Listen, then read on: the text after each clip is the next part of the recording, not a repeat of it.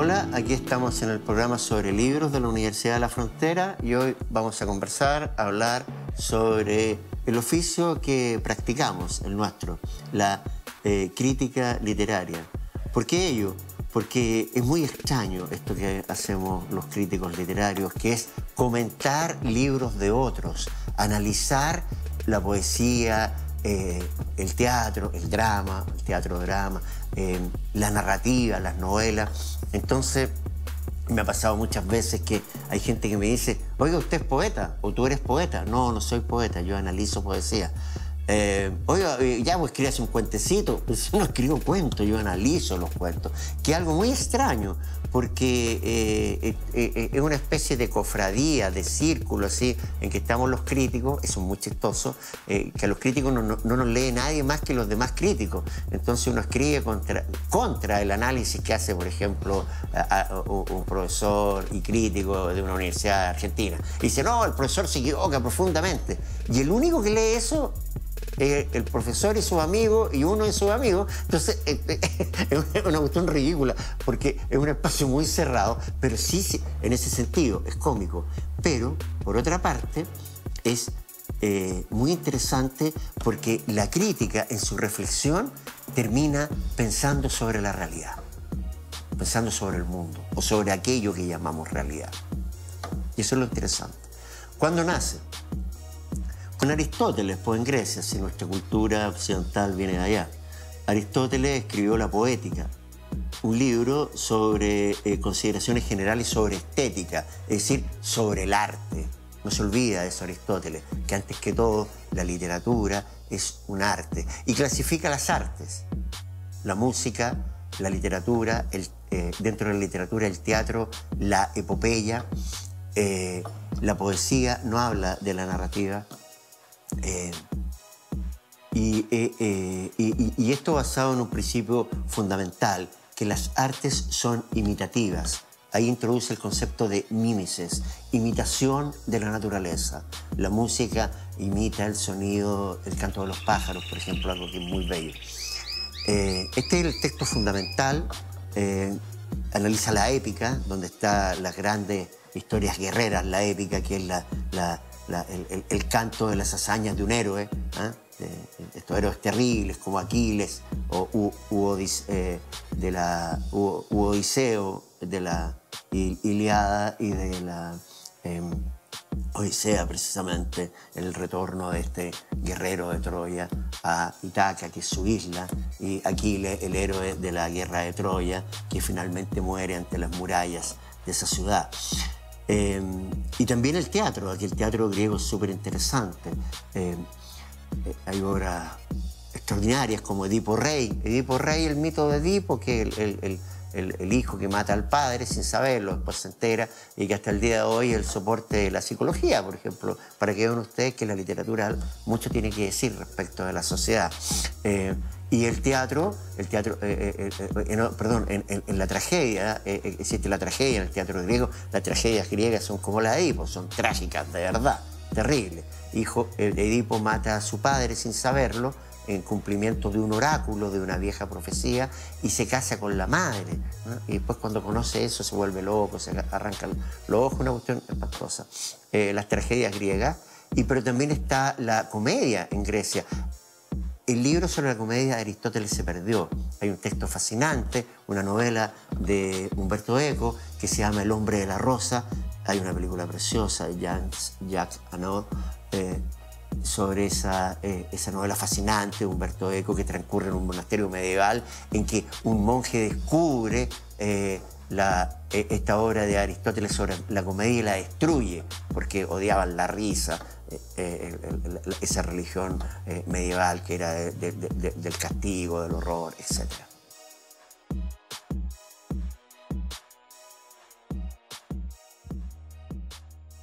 Después de la obra de Aristóteles, que, como les digo, de larga resonancia, influye mucho en autores romanos como Cicerón, que también tiene algunos textos de crítica, de lo que llamamos hoy crítica literaria.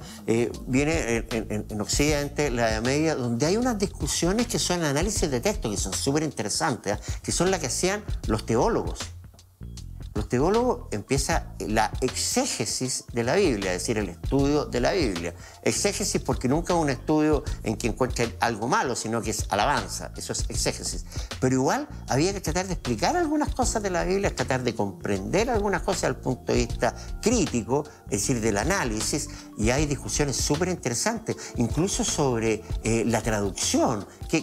¿Qué pasa si la Biblia está en arameo? ¿Y qué pasa con las traducciones griegas? Es decir, que son problemas propios de la crítica literaria y también de la lingüística. Pero esto se formaliza, se organiza y se define en un movimiento interesantísimo que ocurre en el siglo XVIII, que es el romanticismo. Esto de la crítica, digo. Durante la Edad Media existió esta especie de crítica, por llamarlo de algún modo, que es la exégesis bíblica, es decir, el comentario bíblico, pero ya específicamente relacionado con la literatura. En la época moderna, los primeros intentos de crítica literaria son los que hace el movimiento romántico del siglo XVIII, donde hay unos pensadores realmente fantásticos. ¿Qué dice el romanticismo? Rechaza lo clásico, rechaza las ideas clásicas, rechaza la idea de mímesis de Aristóteles, por ejemplo, y dice que el texto literario es expresión de la subjetividad, del interior, del alma. Cuestión que después será discutida, que hablaremos ahora también, de la subjetividad del autor, de la forma en que éste se relaciona con el mundo. Ese es el texto literario. Así se le define.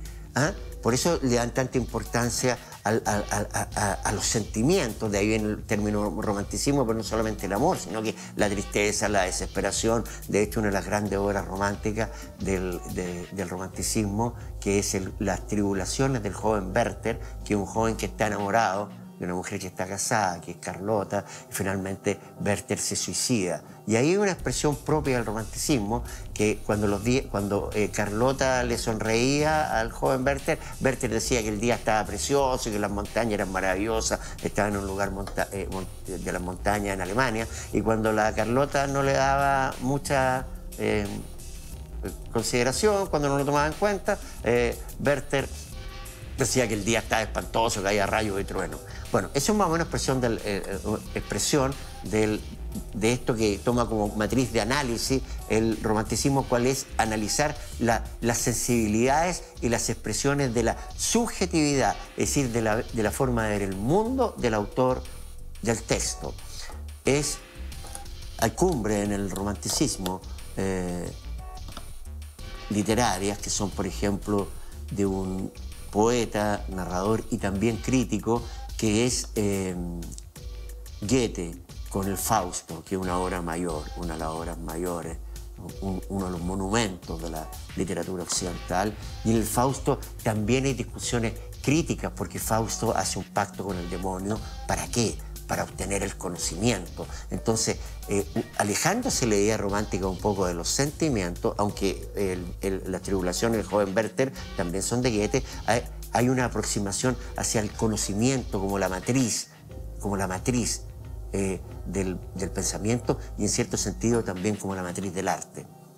Ese es el romanticismo, que tiene, como les digo, verdaderas cumbres. El romanticismo del siglo XVIII, del 1700, de la segunda mitad del siglo XVIII, 1750, 1798.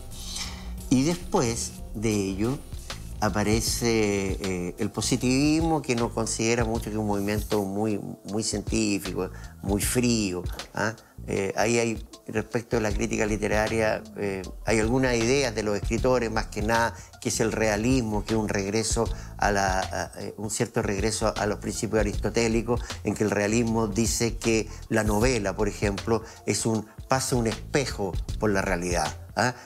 Y recoge, es una expresión de la realidad, da cuenta de la realidad tal y como es. Es el principio propio del realismo.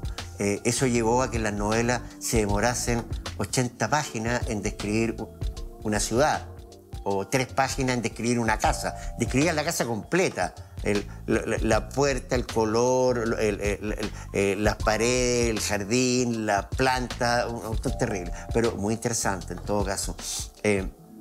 Pero ya, en relación a la crítica literaria, su momento, el clímax, el detonante es un movimiento ruso que se llama formalismo, el formalismo ruso, que es de las primeras décadas del siglo XX.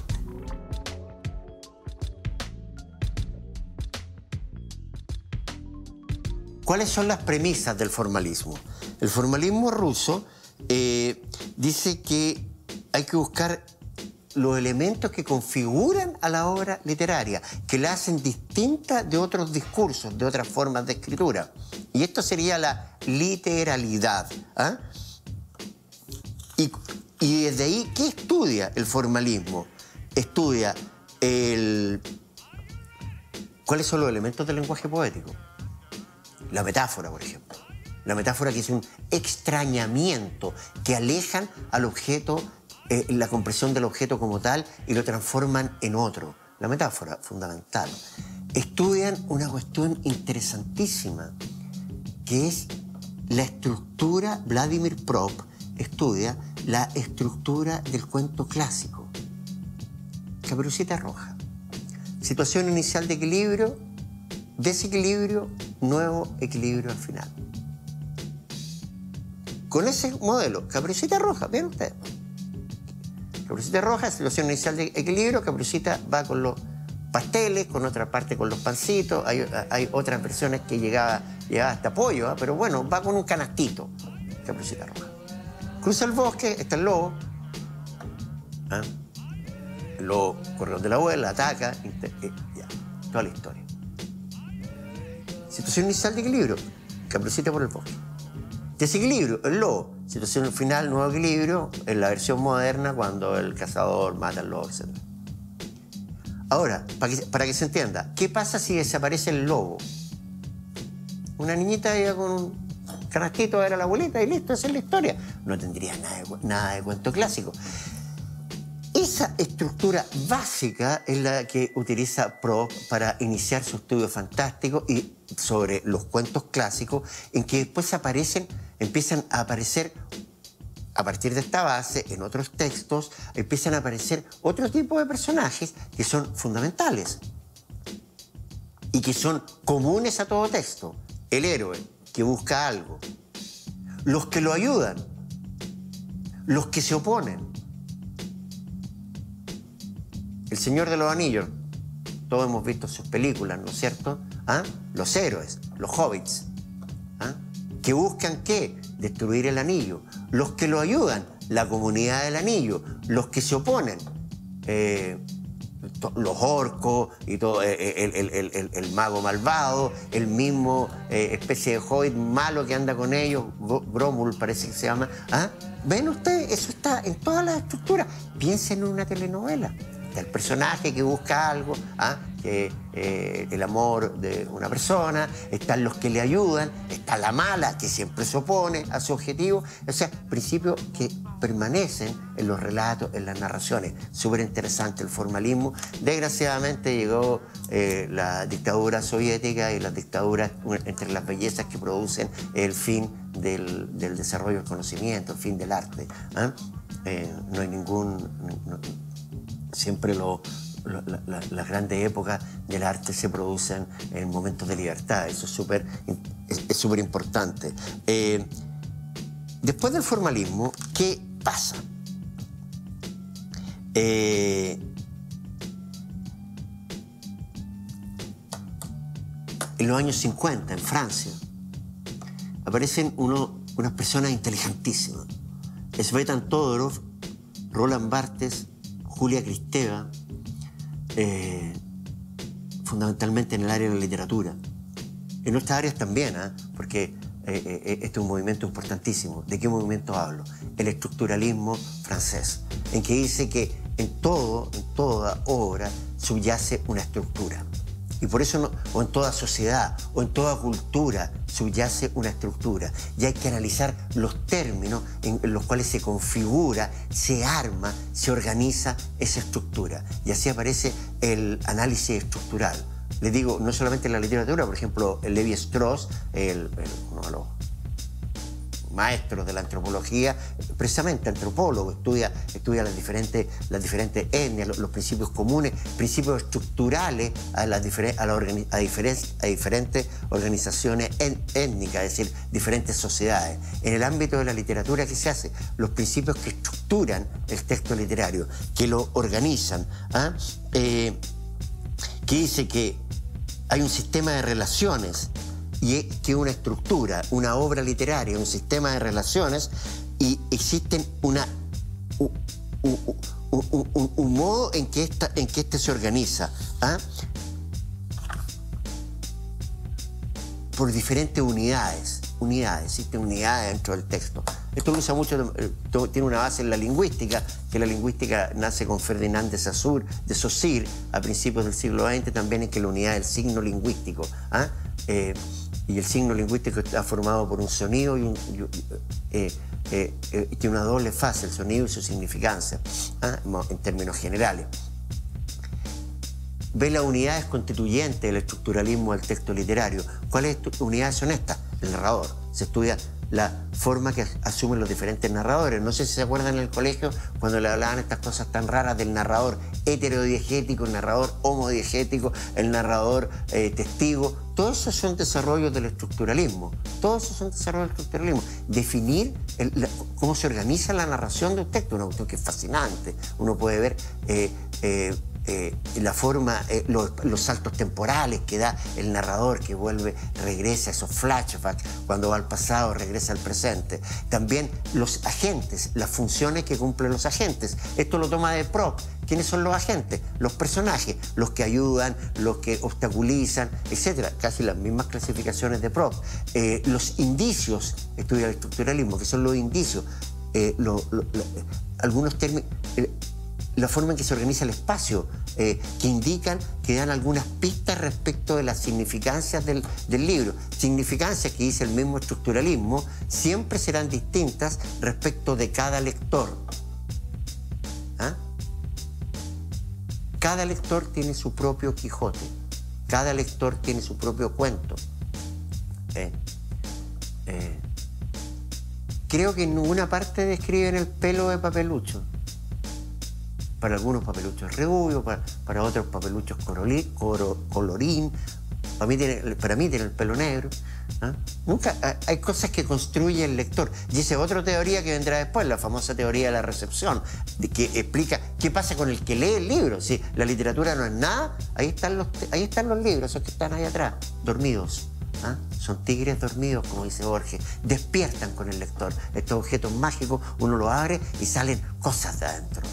Hablábamos del Señor de los Anillos, sale la Tierra Media, salen los hobbits, salen los orcos, salen las montañas. Y todo eso está adentro de un objeto que está durmiendo. Entonces, por eso es muy importante el lector. Es, de retorno al análisis estructural, que uno de sus efectos en la teoría de la recepción, el análisis estructural tiene algunos excesos. Llegó un momento que quisieron reducir los libros, las novelas, incluso a fórmulas. Y también uno de los excesos fue considerar la autonomía del texto. O sea, que el texto no tenía nada que ver con sus autores, que había que, opuesto absolutamente a la tesis romántica, que era la subjetividad del que escribe, o sea, los pensamientos del que escribe. Aquí no tiene nada que ver el que escribe, sino que el texto es una unidad autónoma. Eso es el estructuralismo.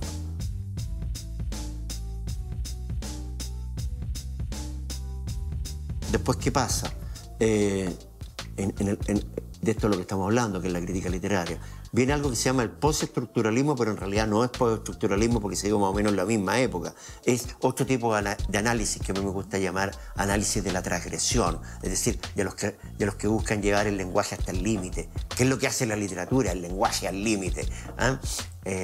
Escapar de todas las convenciones sociales, etc. Entonces, estudiar mecanismos en el texto que lo hacen estudios que son un poquito más filosóficos, aunque el estructuralismo también es una filosofía. Esta nueva forma de lectura que aparece denominada postestructuralismo, está Michel Foucault, el crítico francés, Gilles Deleuze. Foucault tiene un artículo extraordinario, se llama La Transfábula, en que habla sobre los diversos narradores, los narradores que aparecen en un texto, y dice que alguien lucha por contar la historia. Esto es fantástico, pensemos en Papelucho, ya hablamos de Papelucho. Hay una señora que se llama Esther Euneus. La señora Esther dice un día, hoy voy a escribir cuentos para niños. Y los cuentos los escribe la autora Marcela Paz. Pero lo fantástico de Papelucho es que narra Papelucho, un niño de 10 u 11 años. Y ese es el encanto de Papelucho. O sea, ¿qué tiene que ver Papelucho, ese narrador, con la señora Esther? Nada. Entonces, ¿qué dice Foucault? Que la literatura en nuestra mente, estos yoes que tenemos, porque tenemos varios adentro, todos y todas tenemos varios. Cuando ustedes conversan con ustedes mismos, ya hay dos en su cabeza. Una locura. Entonces dice que hay varios que luchan por contar la historia. Esa es la transfábula. Deleuze, en Kafka, por una literatura menor, establece algunas características de lo que él llama literatura menor, que es al revés, que es la gran literatura, que son que hace bloque con el pueblo. Eso lo decíamos una vez cuando hablábamos de Gabriela Mistral, una autora que hace bloque con el pueblo, que todos los niños de Latinoamérica conocen sus poemas, profundamente política porque defiende a los niños, Gabriela Mistral, y que utiliza un lenguaje menor, es decir, un lenguaje popular, pisecitos de niños, lenguaje popular. O Nicanor Parra hace bloque con el pueblo, Nicanor Parra, hasta en la fonda, yo he visto fondas. De hecho, tengo una fotografía de una fonda en Villarrica que había unos versos de Parra adentro de una fonda. Extraordinario. Parra, un lenguaje totalmente popular, hace bloque con el pueblo. Los chilenos amamos a Parra. Y es profundamente político. Lean ustedes las crónicas del Cristo del Elqui. Extraordinario. Eso es Deleuze. ¿Qué pasó acá? Hay grandes críticos literarios. Gabriela Mistral, su escrito sobre análisis crítico, y escribe sobre su visión de lo que es un poema. Alfonso Reyes, mexicano, autor del Deslinde, una obra que, tal como los grandes textos de los estructuralistas europeos, es una obra sobre la literatura. El deslinde, los límites de la literatura. Un libro, ¿qué es lo que hace? ¿Qué es lo que deslinda el texto literario de la cultura y, sin embargo, sus relaciones con la cultura? Un libro maravilloso. Félix Martínez Bonatti, Estructura de la obra literaria, antes del estructuralismo francés, 1962. Un texto completo sobre crítica literaria, chileno, Félix. Un libro extraordinario. Está la crítica argentina, Beatriz Sarlo, Análisis, un libro maravilloso. Borges, un escritor en las orillas. El mismo Borges que tiene algunos textos extraordinarios sobre crítica literaria, análisis literario, y en uno de ellos, llamado El escritor argentino en la tradición, tiene una línea extraordinaria. Cuando dice, ¿cuál es la tradición argentina? La tradición del escritor argentino. Toda la tradición europea y también la nuestra. Y soluciona esa cuestión media terrible que tenemos acá, que somos colonizados y estamos fritos. No. Dice, porque si nosotros somos occidentales, ¿qué le vamos a hacer? De hecho, yo estoy hablando español y ustedes lo entienden, tenemos una lengua imperial europea. Europa llegó acá y nos impuso su lengua y su cultura, y tenemos todo el derecho a ella, pero también, dice Borges, tenemos todo el derecho a subvertirla, a transformarla, que es precisamente lo que hace la literatura latinoamericana, transformar. Recibir pero transformar, mezclar con lo nuestro, con lo propio. Y finalmente, Octavio Paz, el enorme autor mexicano, Premio Nobel mexicano, autor de una serie de libros maravillosos que son ensayos, él también es poeta, pero su gran producción son los ensayos, El arco y la lira, Postdata, son unos libros preciosos que son ensayos en que reflexiona sobre la literatura, sobre Latinoamérica, un pensador y un autor brillante, del cual quiero terminar leyendo unas palabras. Poesía y poema. La poesía es conocimiento, salvación, poder, abandono, operación capaz de cambiar el mundo. La esclavitud poética es revolucionaria, ejercicio espiritual, método de liberación. La poesía revela un mundo, crea otro, alimento maldito, aísla, une, invita al viaje, regreso a la tierra natal, inspiración, respiración, plegaria al vacío, diálogo con la ausencia, coito, tedio, angustia, oración, exorcismo, magia, condensación del inconsciente, expresión histórica de raza, de naciones, de clases, niega la historia, en su seno se resuelven todos los conflictos del ser humano, sentimiento, emoción, pensamiento no dirigido, hija del azar, fruto del cálculo, arte de hablar, lenguaje primitivo, obediencia a las reglas, quiebre de las reglas, imitación de los antiguos, copia de lo real, copia de una copia de la idea, locura, logos, regreso a la infancia, nostalgia del paraíso, nostalgia del infierno. Extraordinario. Bueno, de eso queríamos hablar hoy día en el programa sobre libros de la Universidad de la Frontera.